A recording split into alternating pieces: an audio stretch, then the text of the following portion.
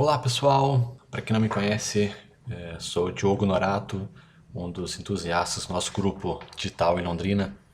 E talvez algumas pessoas lembrem, acompanharam aí, que acho que uma semana, mais ou menos atrás aí, eu fiz uma promessa pro pessoal de falar um pouquinho sobre a Lei Geral de Proteção de Dados. Tema esse que, assunto esse foi tema de uma palestra aí na CIO e em outros eventos na cidade também, né? Prometi um texto, mas para explicar melhor eu resolvi fazer um vídeo, além de vídeo ser mais prático.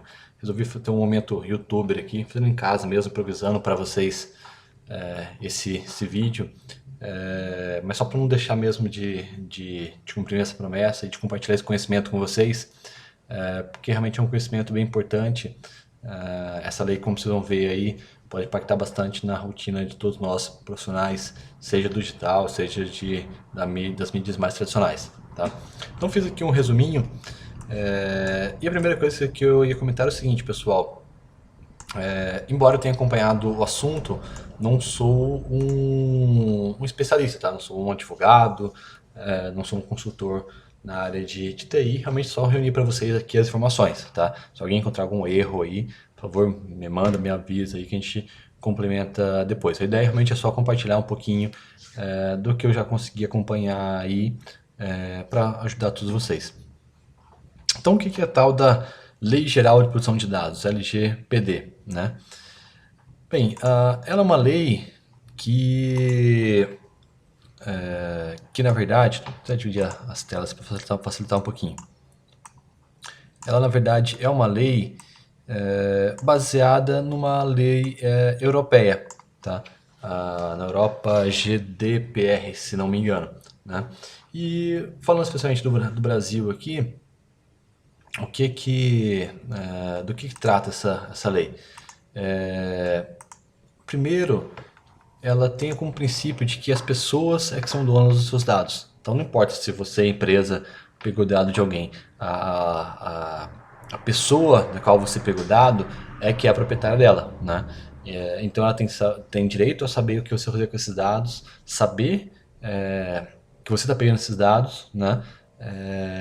E também direito até você não poder usar mais esses dados, ela revogar o direito a você usar esses dados, tá?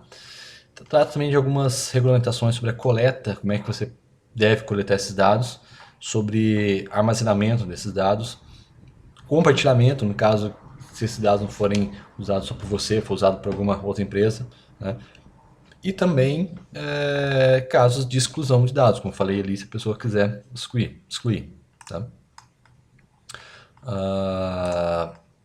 Indo em frente, então, uma coisa que é interessante dessa lei é que ela foi baseada numa lei da Europa, como eu já disse, que é a Lei de Proteção de Dados. E uma coisa que chamou muita atenção na época, quando essa lei lá na Europa começou, era que assim, foi acho que em maio de 2018, 19, se não me engano, lembro que era maio, acho que agora é 2019. E chamou atenção, assim, quantidade de empresas que tiveram a se mobilizar, né? Lembro que nesse mês de maio foi muito fatídico, porque todo dia estava chegando um e-mail novo de empresa falando que estava atualizando seus termos de uso, pedindo para você ler e clicar lá que aceitava. Empresa mudasse o modelo de negócio, as ferramentas não funcionando mais, que era baseado em alguns coletas de dados, né? Foi assim, imagino que para quem está nessas empresas, que estava numa empresa com clientes na Europa ali, foi um verdadeiro caos Magedon correndo quanto tempo para não levar multa, né? E aí, a primeira coisa que a gente tem que preocupar aqui no Brasil, né? Imagina em cima da hora aí, no caso do Brasil, a lei passa a valer agora em agosto de 2020, né? Imagina que em cima da hora ali acontece uma coisa dessa com a gente, né? Então é sempre legal se precaver, principalmente depois que a gente vê aqui alguns pontos que são preocupantes na lei, porque interfere muito na nossa rotina, tá? E quais são as consequências se você não seguir o que a lei determina, né? Vou focar aqui especialmente nesse. Quais são as consequências? A lei estipula uma multa de até 2% do faturamento do grupo, né? E sendo limitado até 50 milhões, só bagatela de 50 milhões por infração, né? Então, se sua empresa cometer mais de uma infração, pode chegar a 100, 150, enfim, bastante, né? E eu acho que todo mundo sabe como 50 milhões, seja com empresa que seja, pode ser um valor legal, né? Faz uma falta. E falando um pouco das implicações agora por áreas, tá?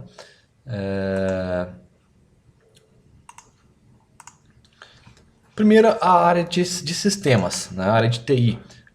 Essa parte acho que é um pouco mais tranquila, porque na área de sistemas já tem toda uma cultura, né, para as empresas estruturadas, para evitar vazamento de dados, questões de segurança de banco de dados, restrição de acesso, já tem uma cultura sobre isso, né? Pelo que eu venho comentando com alguns profissionais de TI ali, alguns profissionais de TI, é mais uma questão mesmo de se adaptar, né? O grande problema está justamente aqui, em pessoas, e também alguns processos aqui na área de marketing e vendas. Por que pessoas? Porque nenhum sistema é imune ao fator humano. Mais que o sistema seja seguro, não permita nada, se você tem uma informação confidencial, né? E a pessoa que tá visualizando essa informação aí vai lá, pega o celular do bolso e tira uma foto dela, não tem como um sistema prever isso, né? Tem como um sistema impedir. Pode impedir de dar print screen, tirar uma cópia da tela, de imprimir que seja, mas um celular no bolso é impossível, né? Então, que eu escuto alguns os palestrantes, os especialistas falando, é de que é necessário haver também uma conscientização, né, para os colaboradores sobre o que fazer para não vazar esses dados, né, que tem uma legislação agora específica sobre esses dados, e também ter termos as pessoas se responsabilizando também por esse tipo de coisa, né? Então a pessoa já fica mais sabiada se ela própria permite o vazamento desses dados. Uma coisa interessante, pessoal, que eu sei de comentar, que é o seguinte: essa lei de proteção de dados, ela trata tanto de dados sensíveis, né? Os dados sensíveis são aqueles relacionados a os dados financeiros, número de cartão, não sei o quê, e também inclui como dado sensível informações sobre saúde, sexualidade, orientação política, enfim, informações mais complicadas e até informações bem simples, do tipo, sei lá, qualquer informação que possa ser identificada, né, de quem é a pessoa. Por exemplo, comprei em tal loja e eles sabem que eu acessei a seção de TVs e de smartphones. Se eles conseguem identificar que eu, especificamente, Diogo, e não o ID, blá blá blá, está nessa seção, né? Isso sim está dentro da legislação. Então, precisa seguir todas as normas aqui que a gente vai falar. Tá? Falando agora também especialmente das explicações na área de marketing e vendas. Vamos específico aqui no marketing e vendas. Tá? Uma das coisas que muda, deixa eu ir um pouquinho para cá. Uma das coisas que muda, para coletar esses dados é necessário ter um consentimento explícito da pessoa. O que é esse consentimento explícito? Nada daquele negócio que é uma prática de mercado sei lá, você está pegando um dado da pessoa ou ela nem sabe exatamente que aquele dado vai ser usado para outra coisa, ou que dado, tem casos aí de que está pegando dados das pessoas, elas nem sabem. Um exemplo aí da palestra, por exemplo, da CIO que foi citado, é de que a Ering estava fazendo coleta dos dados de usuários que iam lá nos cabedeiros lá, e eles identificavam quais são os movimentos, o que a pessoa estava olhando, tudo, e o Ministério Público entrou com uma ação pedindo para a Eric se explicar sobre o que era feito com aqueles dados, né, se estavam sendo identificadas as pessoas, isso hoje, inclusive, antes de começar a legislação, né? Então imagina que nível aí que a gente pode chegar depois que a legislação estiver valendo, tá? Ah, e quando se fala que o consentimento explícito, tem uma grande dúvida, né? Vejo entre os profissionais de marketing, que é o seguinte, tá, mas o que exatamente é consentimento explícito? Né? No caso, aquele famoso tiquezinho que tem lá nos formulários de cadastro online, né? Falando, ao participar aqui, eu estou ciente do termo de uso, não sei o que, sei dos meus dados, sei de receber notícias e tal. É suficiente? Já duas palestras que eu fui e os advogados falaram o seguinte, olha, assegure-se o máximo possível, porque se der algum problema vocês podem mostrar que estava explicitamente, deixou claro a pessoa que aquele dado está sendo coletado. Então, que eles sugerem? Mesmo online,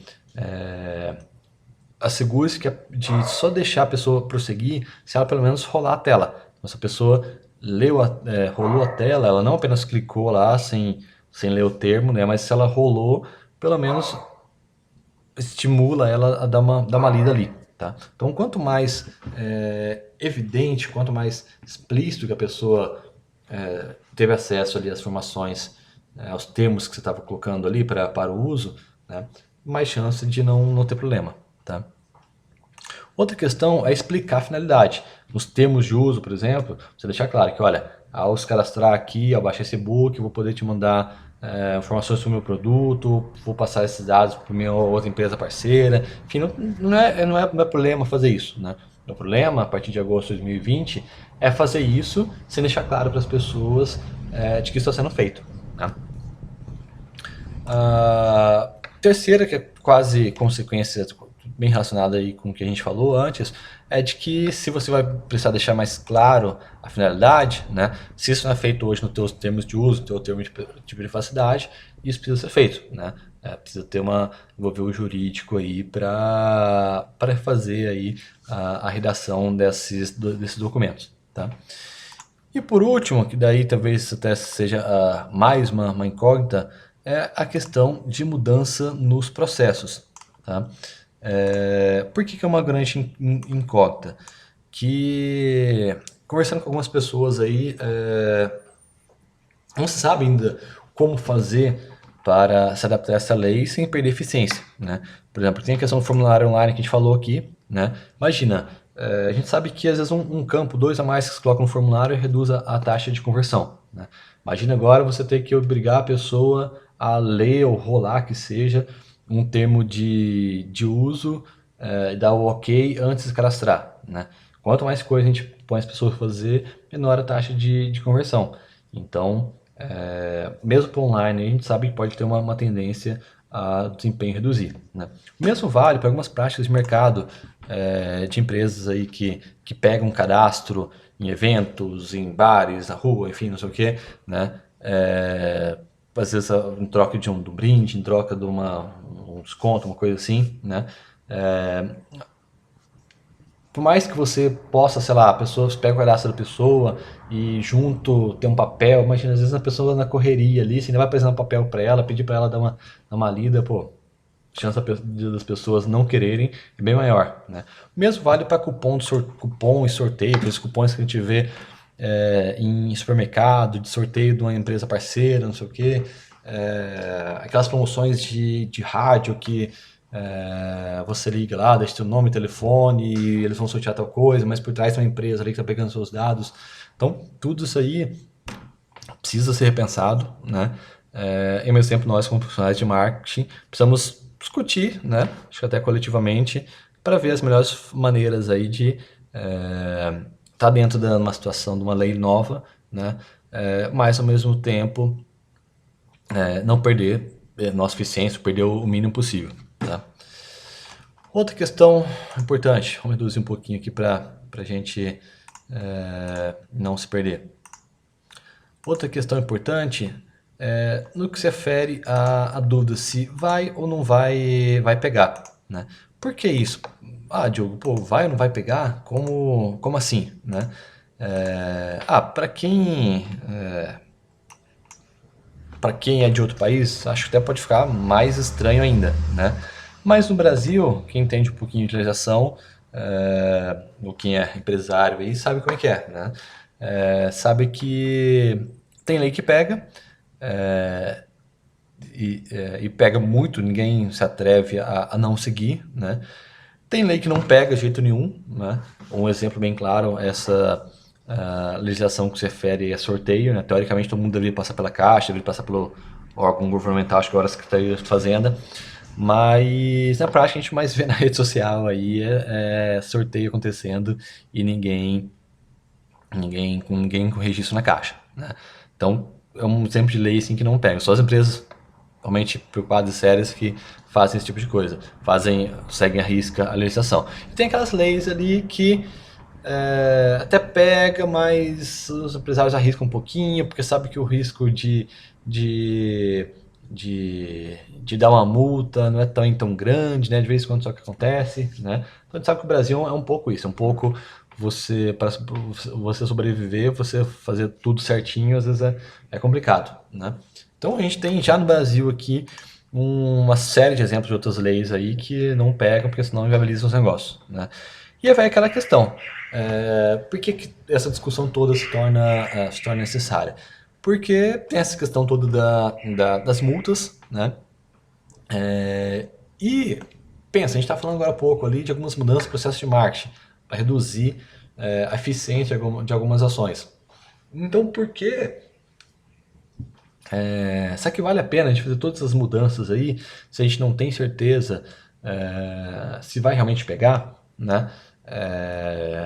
Qual a possibilidade de a gente realmente ter que fazer todo esse esforço em sistema, em processos, em pessoas, e no fim não dá em nada, né? É realmente uma grande incógnita.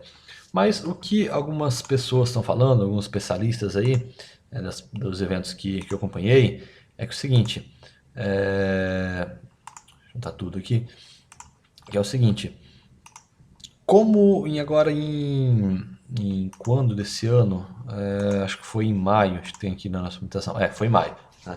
Então, em maio desse ano foi criada a Autoridade Nacional de Proteção de Dados, né? E essa autoridade que ela vai fazer? Ela que vai meio que regulamentar a legislação, né? Dar diretrizes, fiscalizar e tudo. Então, o que os especialistas estão falando? Olha, não está parado aí essa lei, né? Não sabe ainda se realmente vai começar em agosto, tudo leva a crer que sim, né? Mas só de ter criado essa autoridade aqui já tem já encaminha para que as coisas realmente aconteçam. Então o assunto não morreu, tá?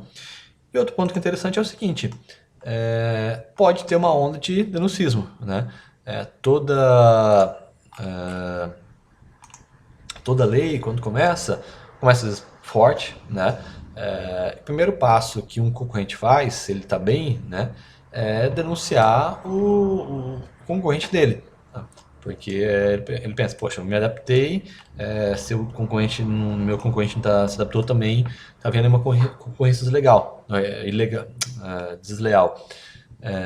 Então, independente se vai ter órgão público realmente fiscalizando, enfim, pode acontecer teu concorrente denunciar, né? E aí pode ter o risco de você tomar uma multa nesse sentido, tá? Mas um ponto que eu queria falar, pessoal, que me chamou a atenção é o seguinte: todos os eventos que estão acontecendo aí, grande parte deles que eu vejo, são promovidos por pessoas aí que têm todo o interesse também no grosso modo, fazer um terrorzinho, né? Profissionais, advogados aí focados na área de direito digital, consultores da área de tecnologia, né? Claro, eles tentam mostrar pra gente o pior dos cenários, né? Mas a realidade é que a gente não sabe muito bem como é que vai ser que essa lei vai pegar, né?